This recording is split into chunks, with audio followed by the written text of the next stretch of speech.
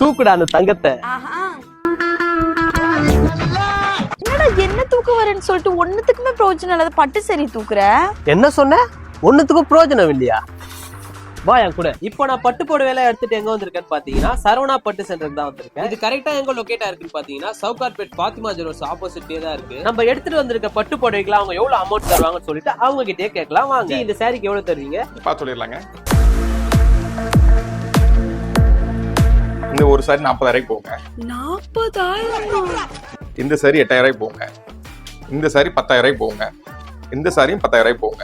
Sorry 12,000 போங்க. நீங்க கொண்டு வந்த மொத்தம் இந்த 5 சாரீஸும் ஒரு 80,000 விலை போகும். வாவ் சூப்பர்ண்ணா. கிழிஞ்ச பட்டு புடவை இவ்ளோ விலை கொடுத்து வாங்கி நீங்க என்ன பண்ண போறீங்க? இந்த பிசினஸ்ல இதுவரைக்கும் யாருமே சொல்லாத ஒரு சீக்ரெட் உங்கள்ட்ட சொல்றேன். சொல்லுங்க சொல்லுங்க. இந்த நீங்க நினைக்கிற மாதிரி இது பழைய துணி இல்லைங்க. இந்த ஜரிகையில தங்கம் வெள்ளியும் கலந்துருக்குங்க. அதனாலதான் இவ்வளவு ரேட் கொடுத்து வாங்கிட்டு இருக்கோம். இன்னைக்கு இது வரைக்கும் மார்க்கெட்லயே இல்லாத அளவுக்கு தங்க